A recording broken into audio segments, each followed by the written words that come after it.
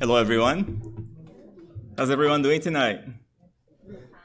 It is so wonderful to be here once again. And tonight we are back with our Spiritist review.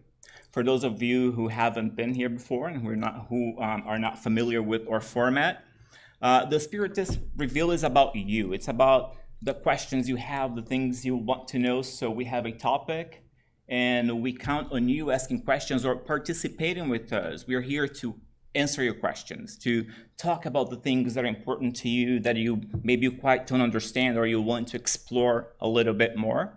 So it's usually myself and two other guests, and we have a wonderful panel tonight.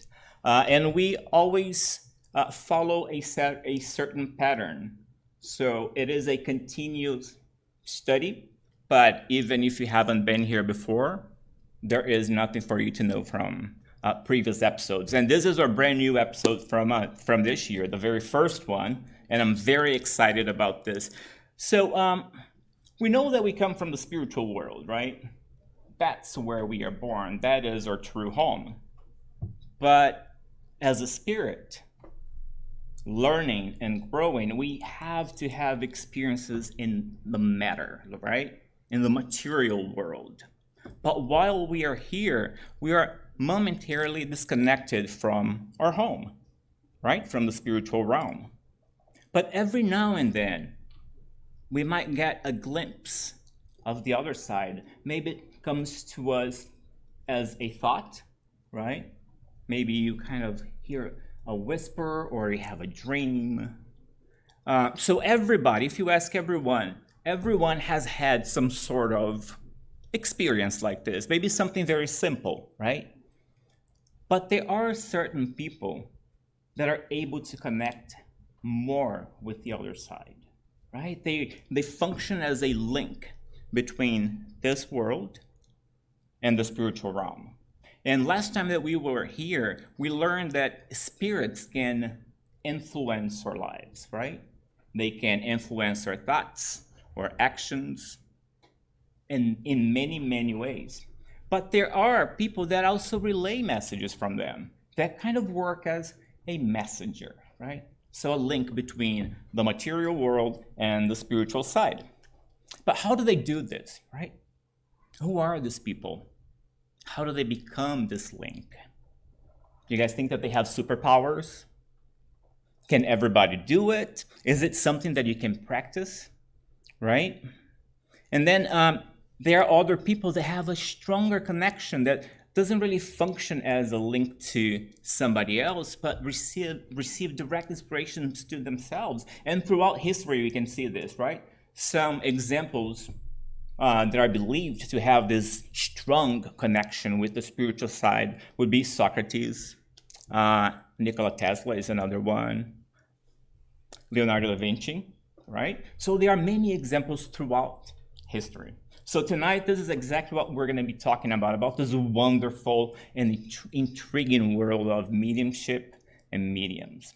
And to help me do that, I have two wonderful guests, two of my favorite people. They are loving people. They love what they do. They work for the center.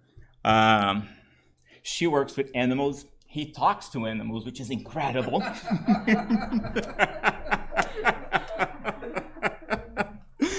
If we were to have a Miss and Mr. Congeniality contest in the center, I don't think anybody could beat them. So I would like you guys to help me welcome Vala and Adriana, please. That's the way you call somebody out.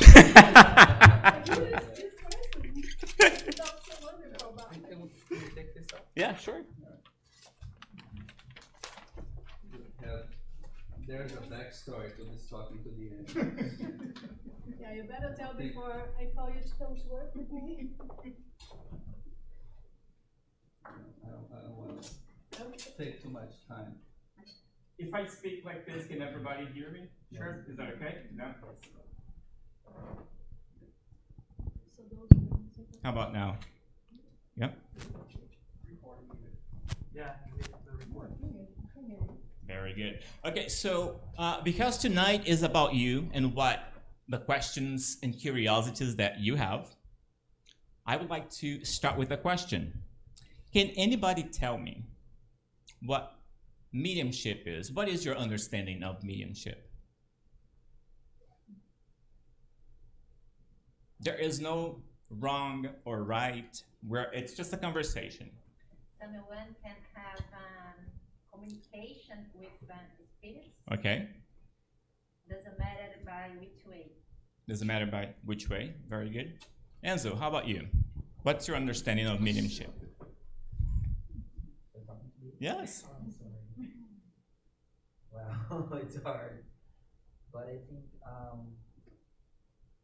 it's about a person that can feel and understand everything that's out of our world, the material world.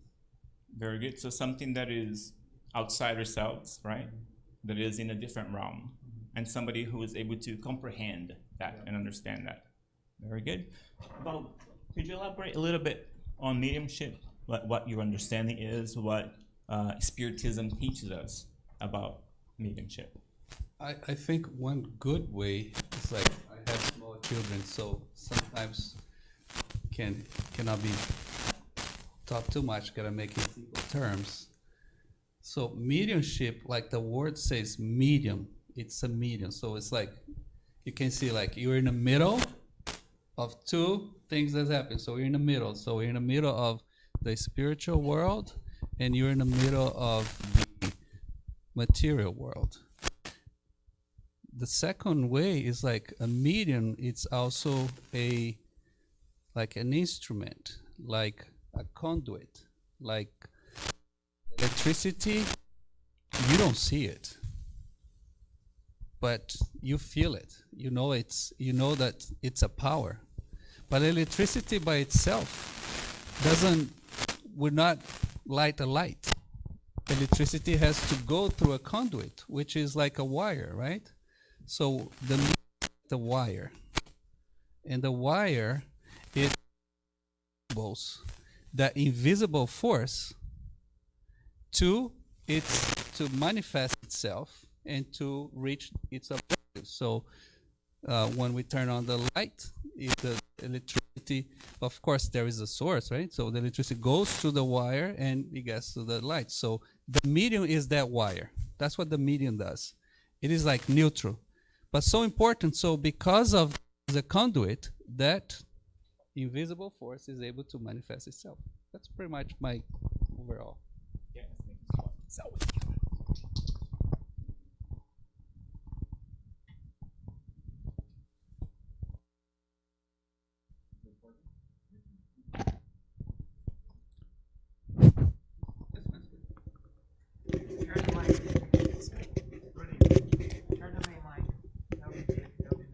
Got it. Okay. Okay. That's very sensitive. I'm This not is sure. this guy here is One has interpreted. I think we got it, right? We'll make it work. How about that? Okay. So when we think of mediumship itself as a definition, mediumship is more like a faculty, right? It's a quality that somebody has. So mediumship is not a person, right? Mediumship is a faculty. So it is that ability that some people have, right, to communicate with the spiritual realm.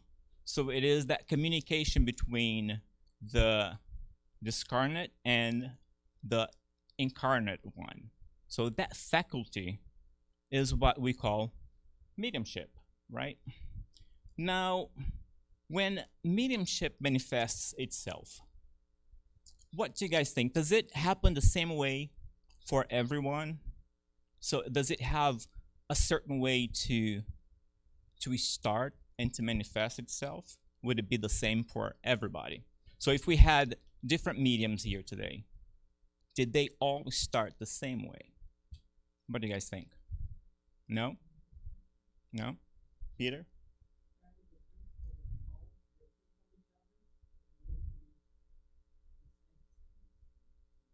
What do you think, Adriana? I'm gonna pass the mic. like Peter say, since we are all different, of course, it's only makes sense that our faculties will be different, and it can also start at different times in life, because I believe mediumship comes also as a mission. So some people will have as a child, as since they are born, and some people won't have a um, more austere mediumship until they later on their lives, according to whatever their mission is. Okay, so mediumship could manifest in a child, maybe somebody who is already an adult, right? Or somebody who is older as well. So it doesn't really have a starting point, right? And you said that it could come as a mission as well, right? How would that work, Baldwin? Mediumship as a mission. We all mediums, in one way or the other, but some of us, we have more sensitivity. We're more attuned physically and mentally and as a mission. Physically, because we do have, like Rudy mentioned, it's a faculty, so it's innate. It's in us already. It's part of our system, our hardware, our wiring. More exact, the pineal gland. We have a specific gland that allow us to be more or less sensitive, like people who sees, like seers, right? And you actually see spirits, or in the U.S. we call ghosts, right? You see entities. Some people hear, some people smell. People just have the intuition. My type of intuitive. It's I can hear, but it's a mental kind of communication. But as a mission,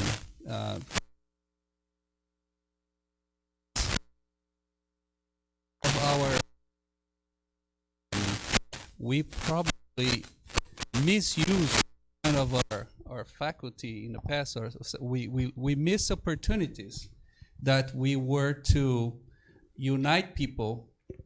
We were to we have opportunities to do good, and we probably miss the mark.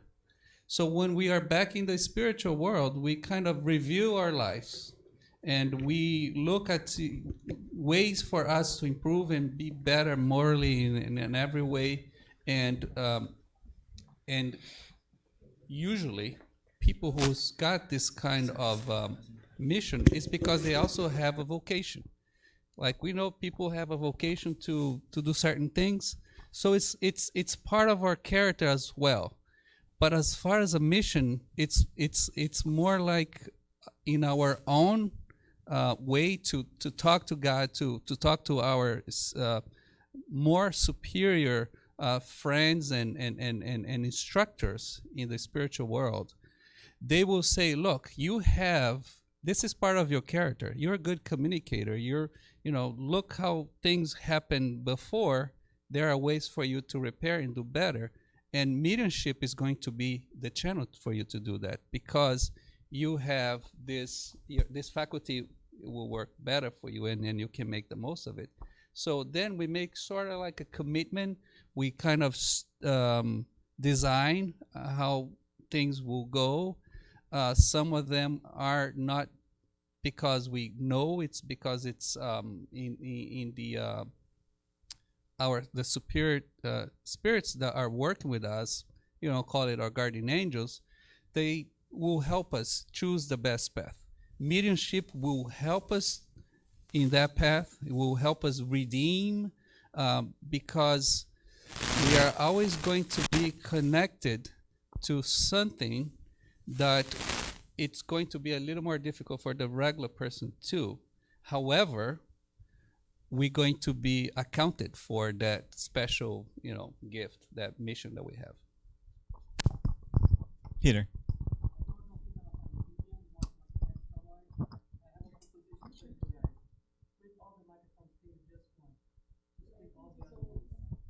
This one works better. That one is having the interference. Can I add something? Okay. See, some people see spirits, others see electricity. Our little local Tesla. I just want to add something. Like Rudy say, I work with animals, so I constantly think about animals. And I decided that my spirit animal is a bookworm. So every time I have any questions about anything, I go to the books. So I grab the Medium's book. So as it says, the title, the Medium's book. We all expect maybe right there, you're going to open, it's going to tell you what a medium is and what is mediumship right on the beginning, right? No. So Kardec explained us so much. He teaches so much about the whole complex subject of mediumship that it's not until page 263 that he comes and gives us a definition of what a medium is. And I love that he took such care for us to understand everything before he comes and gives a definition.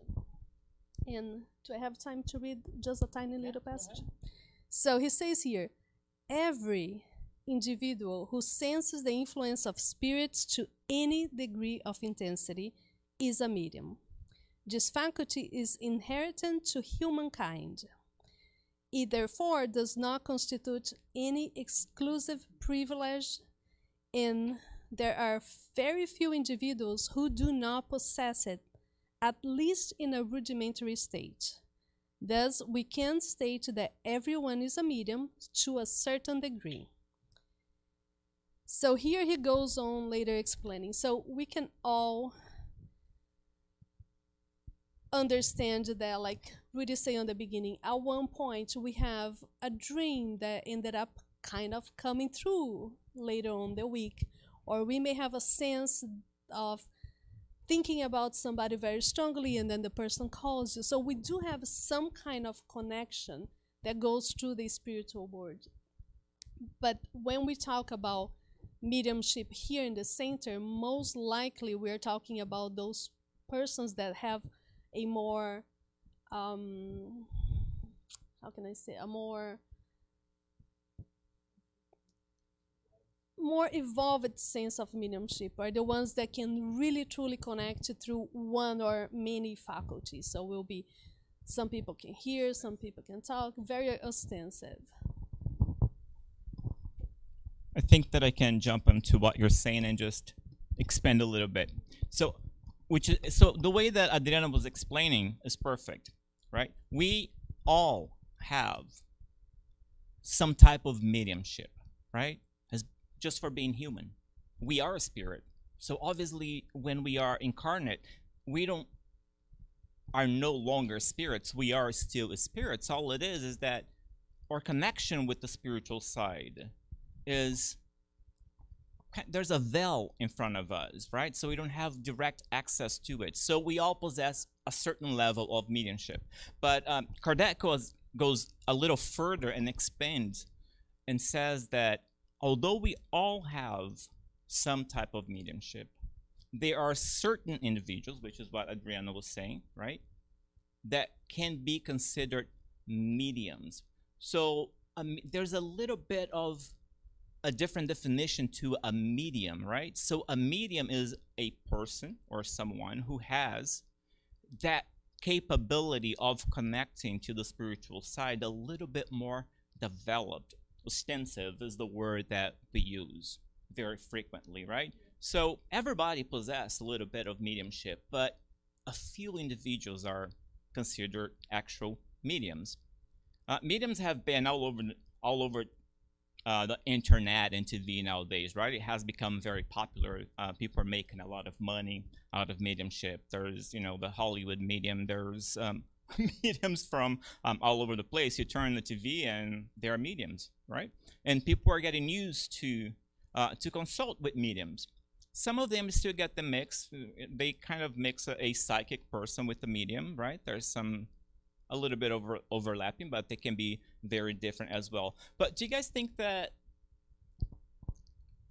this consultation with mediums, is this something new? Is this something that our society is doing nowadays? No, Peter? Yeah, is it something new? This desire that we have to hear somebody who has a connection with the spiritual side? No, people have been doing this for thousands of years, centuries, right? kings used to have mediums that would work solely for them, interpreting dreams, oracles, right? So it's something that has exactly has always been part of our society, and this is very interesting. People read the Bible and they don't think about mediumship or mediums, right? But would you agree that the Bible has many, many stories involving mediums? Yeah? Can anybody give me an example? I'm a Bible person. Half of my family are Jehovah's Witnesses, so there is something very clear and literal in the book of Samuel. If you read Samuel, there's Samuel 1, Samuel 2. The first king of Israel's name is Saul. And it was already something that the kings, even though they had the prophet, so Samuel was a prophet, Saul was the first king, because before they had kings, they had judges. But that wasn't working because it was just millions and millions of people. They need to be more an organized society. So they saw other kind of kingdoms that said, how come us in Israel, we don't have a king? So long story short, Saul was the king. So it so happens, but they are anointed by God through a prophet. Moving on. Long story short, it comes to a point that Saul,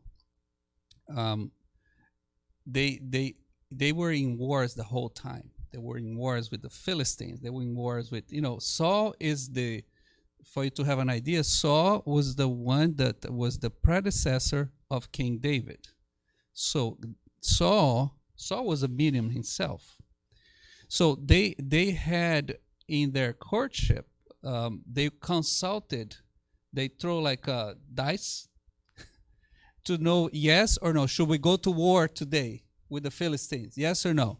And if the darts will come black, two blacks, it will be yes or something like this. But they consulted the spirits, but they were consulting official, right? They're endorsed by the prophets. Long story short, it comes to a point that Samuel dies.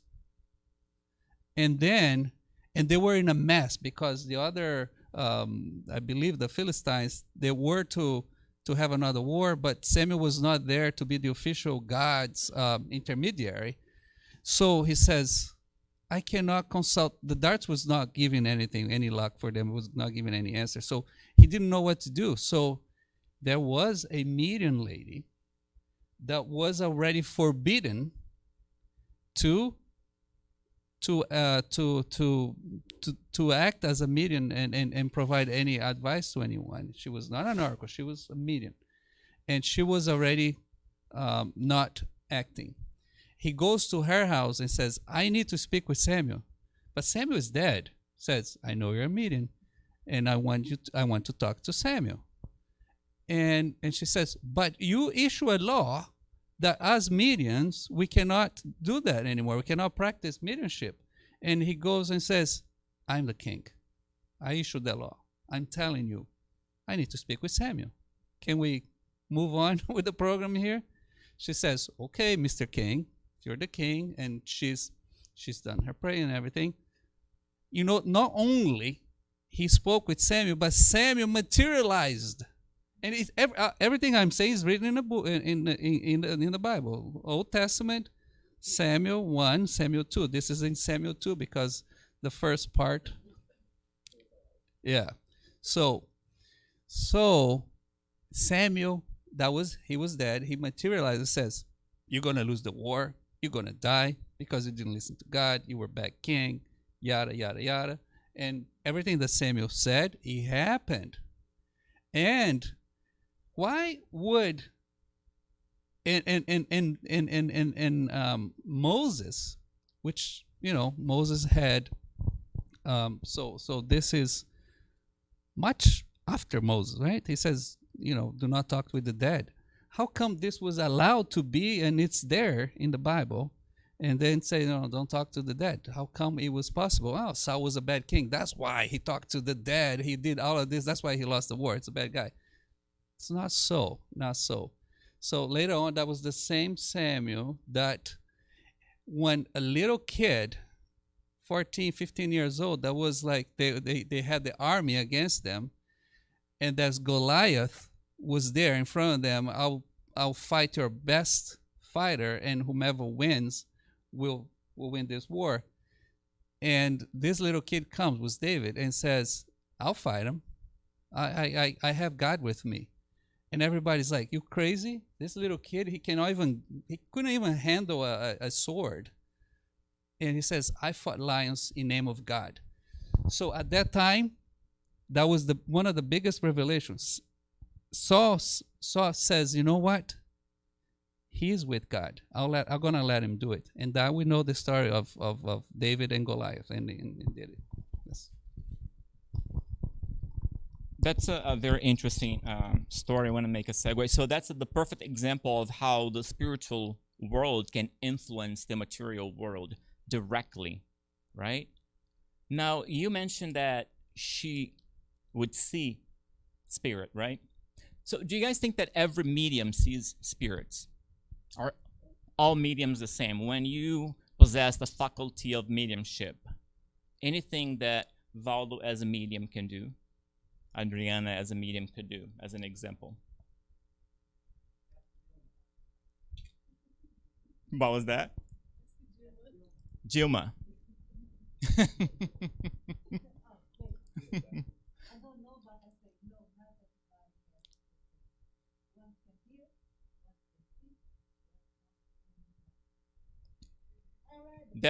That's correct, right? As a faculty, as an ability, every medium could have different types of mediumship, right? Two mediums could have the same type of mediumship, but they could have different types. One could receive intuition, as Valdo said, that he receives his intuitions. Others can hear, right? Others can write. Others can see. There are many mediums that can do all of those. So it depends on the type of medium you are, or the type of mission you received, right? Well, one thing that I would like to go back to what Adriana was saying as how mediums become mediums, right? So mediumship truthfully begins before we are incarnate. André Luiz, in one of his books, he tells a very interesting story. He is receiving a tour of one of the colonies, and he is going to attend an event. And it is at the communications pavilion. And he's walking through the pavilion, and he's given a tour, and they say, okay, so this is the place where we form messengers. And he goes, oh, so messengers come from here. And his idea of a messenger was a spirit, right, that will deliver a message to somebody on earth. But then he's told that, yes, that is part of the work that they do, but that is not only the work that they do. They also form mediums that are coming to earth, that are being born again. So they go through an extensive study before they come here to work as a medium. And as they are talking, he learns that all of them are successful. 90% of them are successful. Out of 1,000 mediums, 100 will do great. Maybe 1 out of 1,000, if that. Most spirits who leave the spiritual world to work as a medium here fail. For many, many reasons, right? What are some of the reasons that you think that somebody that has prepared themselves for maybe decades in the spiritual world, because we know that it could take decades for us to reincarnate again, right?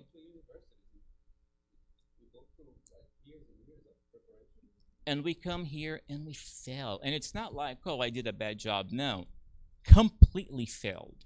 Why does that happen? Adriana, do you have an idea? I think that there are many reasons, but if we sum up all of them into one, we'll be listening more to our ego than anything else.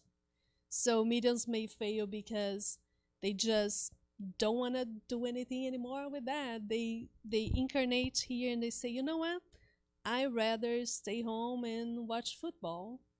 Or others may say, no, I actually like this mediumship. I like this a lot, so let me make money off that. So let me go and have a TV show where I talk to the spirits, make these big things, so people will pay to come to my seminars.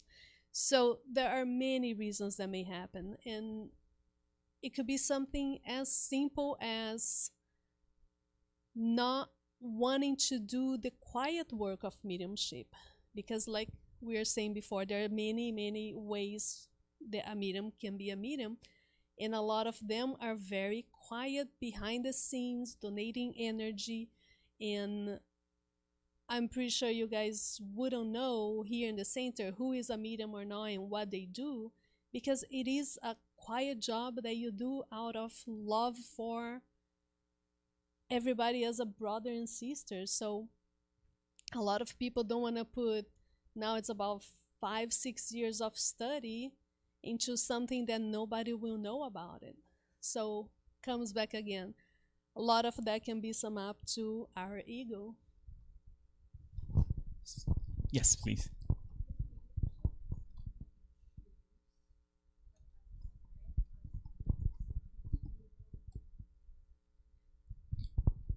It's excellent. It's both, actually, right? It could be something that you choose, and it usually happens. You have a life, right, where rather than learning a lot and helping others and practicing love and charity and kindness, you were very attached to the material world, right? You had ego and you wanted money and you wanted richness and you wanted fame, and everything that you did was linked to the material rather than to the spiritual. So when you look at a life like that from a spiritual perspective, right, was that a life well lived, right? Were you somebody that did great things or good things, right? So maybe you didn't do any evil, right? Anything that was evil or bad or ill. But the simple fact that you didn't do any good, right? That is already something that didn't add anything to you as a spirit. So many times these spirits, they go back to the spiritual world and they want to come back and give more and do more. Mediumship could be a way to do that. Mediumship could be a way that you come to earth as a sacrifice so you can atone for the things that you didn't do or for the things that you did that you should have been doing differently, right? So in a certain way, it is a gift from God that allows you to atone for a lot of the things that you just haven't accomplished yet as a spirit. So you can request to be a medium. And maybe thousands of, the spirits that Andreluis met in the communications pavilion were spirits that asked to come as a medium. But once you get here, things are a little different. First, you don't remember your life in the spiritual world, right? Most of us have absolutely no recollection. How many of you here have had any kind of memory from a past life? Anybody? Nobody, right? Somebody? No? So nobody here. So it's not something that is very common to happen. So the first thing is that you completely forget that commitment that you had. You completely forget that you were the one that asked for that, right? And then when you get here, there are other things. Like Adriana said, well, some mediums become famous and rich. Is that the real purpose of a medium, right? According to the role of a medium that comes here as a messenger from the spiritual side. Is that what they're here for? Right? Is it to make money, to be on TV, to charge for what they're doing?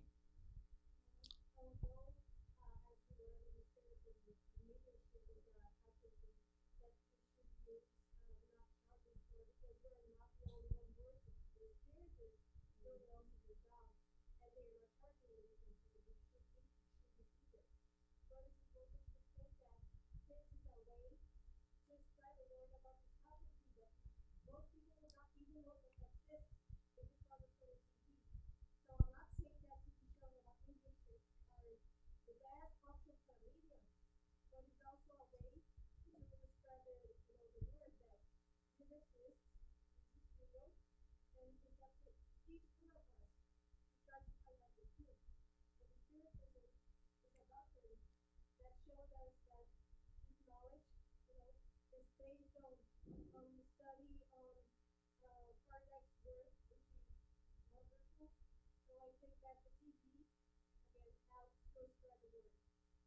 Okay, so I agree with you, right? If you are watching someone on TV that is communicating with a spirit, you will be curious about it, right? It will make you want to know more. But is the work itself that is being performed on the TV the role that the medium should be playing, right? Is making money out of that gift what they should be doing? Because that plays into the ego, right? That plays into the material. One thing that we have to understand, and maybe you can speak a little bit about this, Valdo, is that the faculty of mediumship doesn't belong to us. It is not ours to sell. It is not ours to charge for. There is no explanation, there is no excuse that we can give that make it okay for anyone to charge for that. And there are many explanations for this, right? It doesn't matter if you're saying, I am charging for what I'm doing, but I am giving it back to the poor. That is not what mediumship is. Mediumship is not for you to make money here and distribute over there, right? We are nothing, a medium is nothing but a vessel. That's all mediums are. The power that flows through them, if you could call it power, right? The faculty that flows through them doesn't come from them, right? It's like, I like what André Luiz, how André Luiz describes actually as Emmanuel, that has a very interesting definition of mediumship. He compares a medium to a waterfall, right? He says a waterfall can be anywhere, right? It can be in any shape, any form, any country, any place, right? But the power that flows, so the energy that is harnessed through that waterfall doesn't really come from that, right? It has to be produced somewhere else. So it's the power that flows through the water that is being harnessed.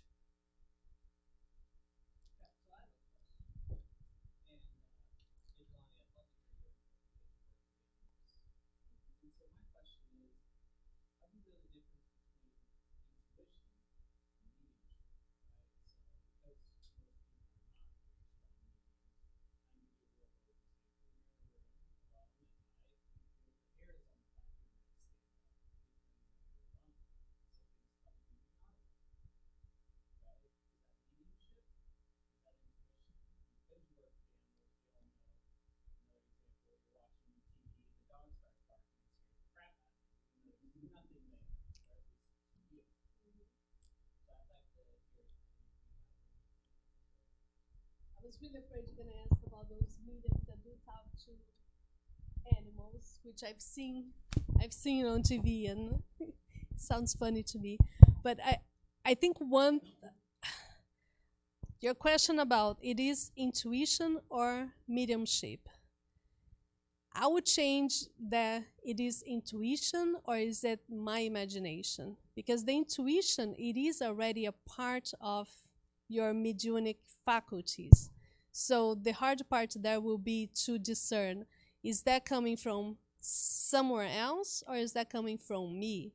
So is that my imagination that I saw something or I heard something, or is actually something else producing this? And at home, right now I just have cats, but it can be quite scary when everything is nice and quiet, and suddenly the cat that's sleeping next to me does this, and it stays there, and she's gazing, and you're like, okay, what's happening here? So then I ask myself, do we have a visitor, or she just had a little bug biting her back? But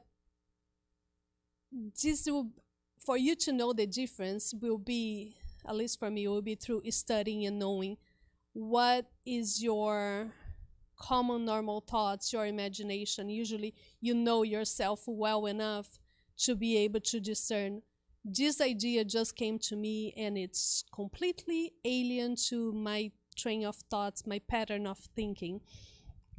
So maybe it is an intuition. I think that's where you can start to discern. So of course, as coming back to the book of spirits, my favorite question, know thyself. How do you know? You get to know yourself. So once you know yourself, your pattern of thinking, you'll be able to discern a little more what is coming from outside and what is coming from you. And the outside can be an intuition of somebody trying to help you, giving you good ideas and good thoughts, and it can also be somebody that doesn't like you so much, is trying to lead you in a wrong path.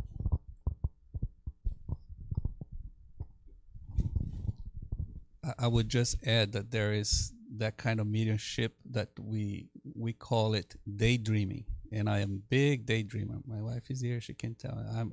I'm like sometimes like one foot on the ground, the other one in the moon. That is a kind of mediumship that we take it from granted.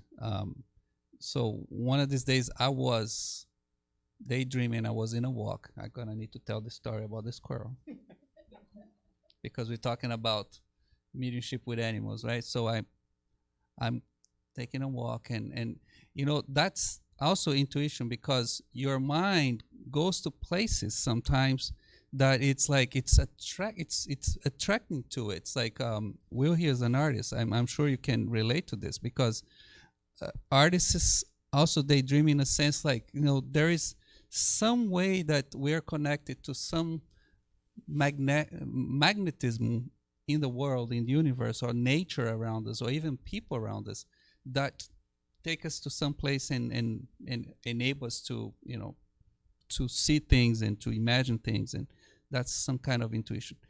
But in daydreaming, sometimes, like in this particular time, I was walking, and then there was this squirrel, and I started paying attention to the squirrel as like making them up and down, like it was very distracted. And I talked to the squirrel in a sense, like just like, man, take it easy. You're too nervous. Calm down.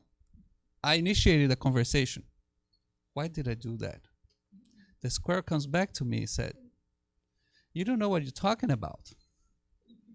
The squirrel stuck because I initiated a conversation. I said, up and down, making a mess, calm down. It's like, he says, "Oh, he's talking to me. Let me talk back to him," right? He says, "Do you know what I really do, sir? You see this tree here that I live, that my friends, this little community, this tree here doesn't know how important she is. Somebody like me, we need to go up and down, the top and the bottom. We have to work together here. So I'm part of this tree, but I help her. She helps me, I help her. So what you think it's like I'm making a mess is just part of my day. I just go with the flow." We had a conversation went longer, but I'll just keep it here. But yeah, so I mentioned this one time, and Rudy says, "I cannot believe it," but it happened. So one of the things that I think we made a comment here, like, what is the mission? We talk about mission of the medium. Why do we have mediumship? There is, and we do you remember in the opening message? The opening message is always connected to what we're talking about. There is one part there that it says, "In this world, this is a world of very sick people." That includes ourselves.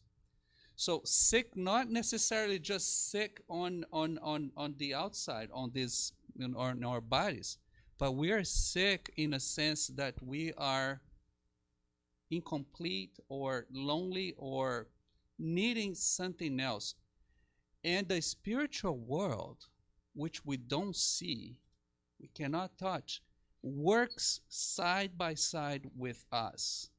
The mission of the medium is to be assistants to the same way that there is brothers and sisters everywhere. If they say that there is about 3 times the amount of incarnated, there is 3 times the amount of discarnated spirits that are connected to us. So we have about 7 billion. There is about 21 billion spirits.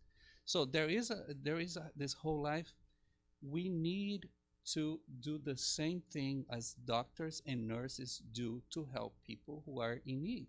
So the mediumship, this connection between these two worlds, they need people who are able and willing to do this work, to take care of our brothers and sisters who have already passed, but they cannot find their way. They think they're still stuck here, and they're going to trouble, and they're causing trouble to us, or because they're so connected to us.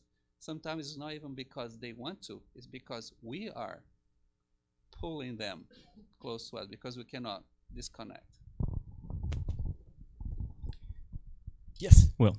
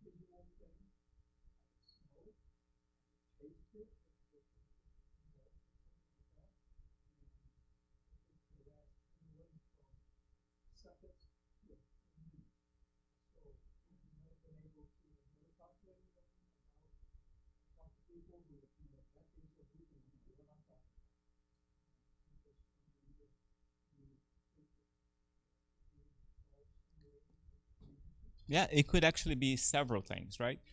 Deja vu could be memories of a past life. So you walk into a place and you feel like you've been there before. Well, most likely you have been there before in a different life. So that's why you kind of have a glimpse of that, right? You said that sometimes you can smell, or sometimes you feel, right? Or sometimes you see. Those are all examples of different types of mediumships, right? There are mediums that could only smell scents, or they can see things, or they feel things. So it could be that as well. So it could be a combination of many things. It could also be an anemic manifestation of your spirit, which is something that is not related to mediumship itself. In order to be mediumship, has to involve a spirit, right? Has to be a spirit and somebody incarnate. But sometimes your soul has experience, your spirit has experiences. Those are anemic experiences, very similar to mediumship, and can be confused for mediumship. So that is another example of that. So it could be both, right? So I have told you this before. I think you are a medium, and I think that your mediumship gift is, showcased in your art. But there's no way to say who is a medium or who is not. There is no mark or definition of characteristics. So it's not something that I can look at somebody and say, oh, you are a medium. I can't. I can't, or nobody can, right? But it could be an example of both. Folks, this is a wonderful topic. I mean, we could spend hours and hours and hours and hours talking about this, and we would never really exhaust everything that is to be talked about, but we're running out of time. Before we go, I want to. We were talking about the role of a medium, what a medium should be, what a good medium is, right? The role that we are really supposed to play here. André Luiz has a text where he talks about the good medium. I want to finish with a reading from the very last part of that text, right? So a good medium, a medium that is supposed to develop the role that we are meant to develop while here, right? So it is a medium who sees and rescues, who listens and helps, who speaks and serves, who writes about and lives higher principles. A good medium is someone who meditates and works, who dreams and builds under inspiration from above, who teaches and practices kindness, who believes and acts according to his own faith, who works constantly in growing love, and who studies his own actions and shows gratitude for his daily blessings through the work in charity and light, for the elevation of the earth. He will always be an instrument of Christ at any time and any place, always cooperating with him in the redemption of man and in the glorification of life. So that is the role that a medium should play when he or she is incarnate in the world. And just by listening to this little paragraph, it shows us how difficult it is and can be, and why so many of us fail when we come here, either by a mission or by choice. Well, I hope you guys enjoyed our meeting tonight. I can't wait to be back here with another topic, continuing our conversation. Thank you so much, Valdo and Adriana, and I guess I'll leave the floor to you.